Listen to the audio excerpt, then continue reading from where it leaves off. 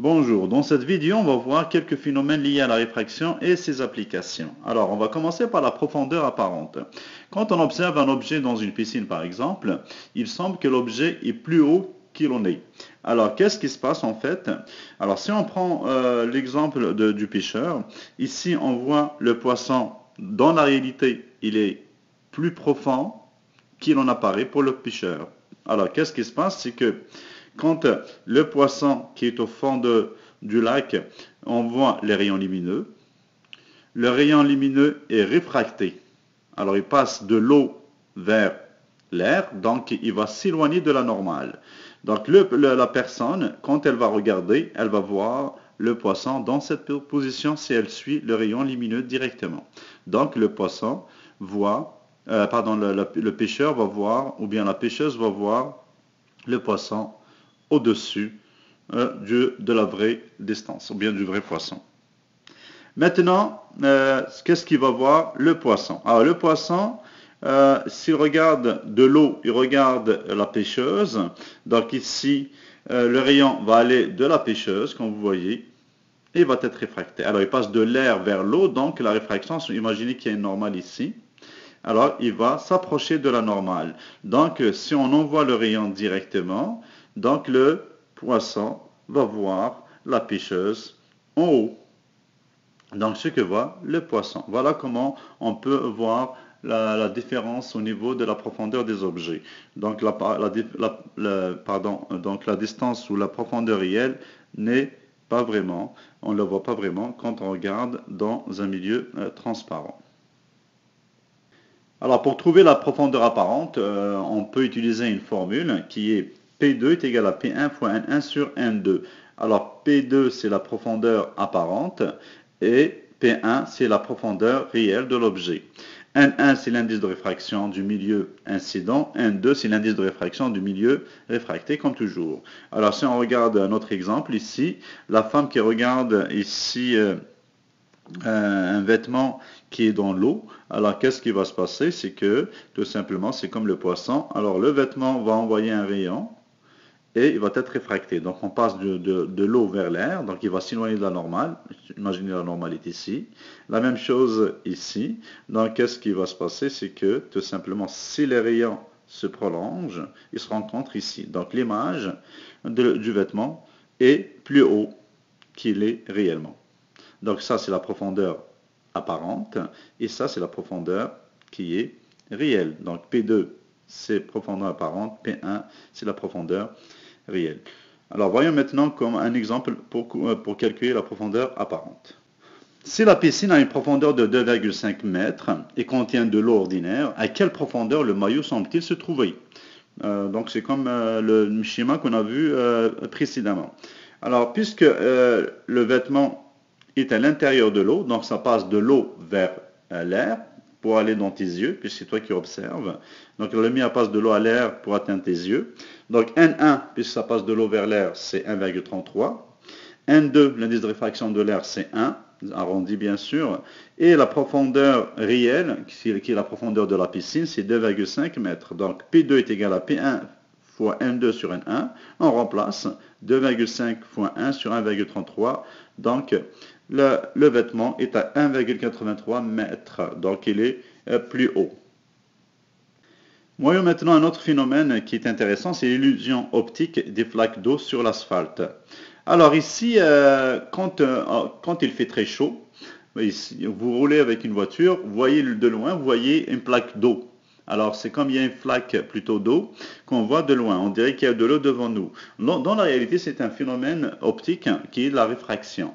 Pourquoi? Parce que l'air qui est en haut donc, va être froid par rapport à l'air qui est proche de l'asphalte. Donc on a ici deux milieux, indices de réfraction différents. L'air froid qui est plus haut va être plus dense que l'air chaud qui est plus proche de l'asphalte. On a deux milieux différents. Alors, qu'est-ce qui va se passer? Donc, vous avez un rayon lumineux, bien sûr, qui vient du soleil, frappe les nuages réfléchissent les rayons, donc les rayons vont partir à partir du nuage, un bout de ciel ici formé de rayons lumineux, supposons. Alors ici, vous avez un, il va être réfracté. Alors, supposons la normale est ici entre les deux milieux, froid et chaud. Alors qu'est-ce qui va passer? On passe par le froid qui est plus dense vers le chaud qui est moins dense. Donc les rayons vont s'éloigner de la normale, comme vous le voyez ici. Il va s'éloigner, il va arriver à l'œil de la personne. Donc la lumière ne va pas aller droit direct, comme ça, comme d'habitude. Donc elle va être réfractée.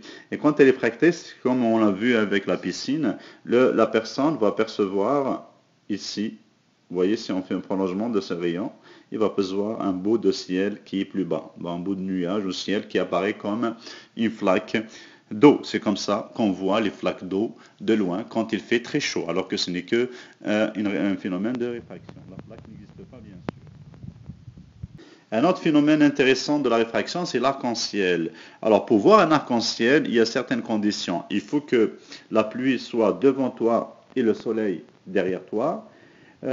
Tu dois aussi faire face aux gouttes de pluie. De plus, tes yeux, le centre de l'arc-en-ciel et les rayons du soleil doivent être à peu près alignés, comme on le voit ici, ou bien ici. Donc, on voit tout est aligné. La droite imaginaire qui relie l'observateur et le haut de l'arc-en-ciel forme un angle de 42. Alors ici, on voit une droite imaginaire et qui relie, bien sûr, ici vers le haut. On voit ici.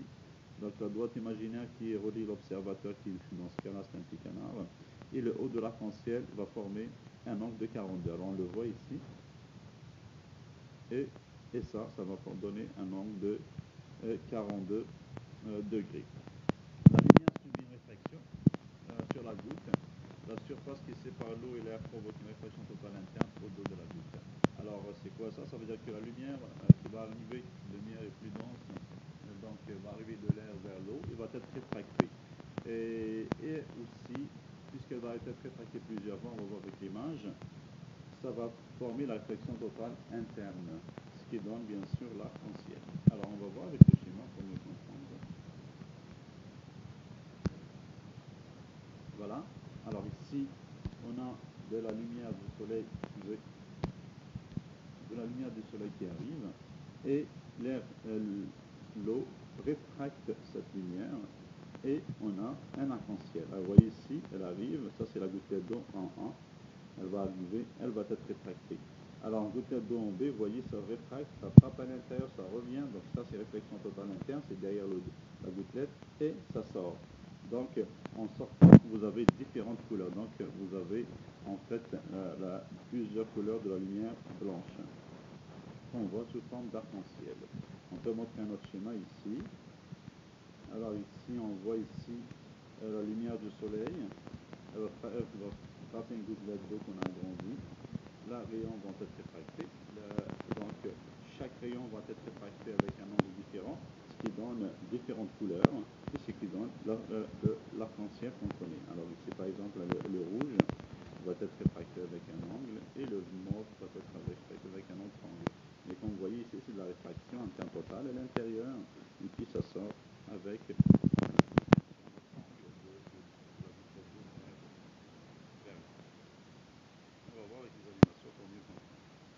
une application très importante de la réfraction et de la réflexion totale interne, c'est la fibre optique.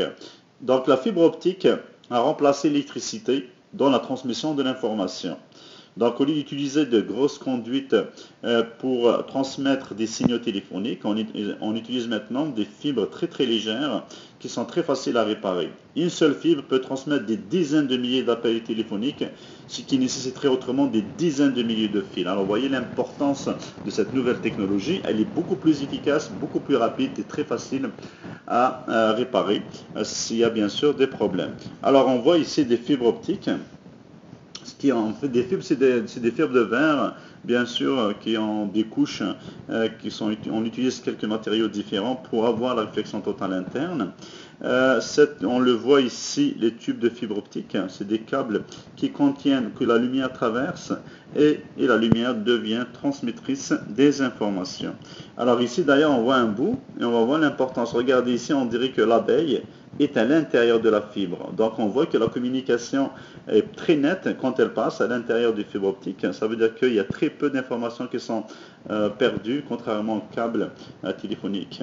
Donc la communication va être beaucoup plus nette que d'habitude. On voit bien l'abeille, on dirait qu'elle sort de tube.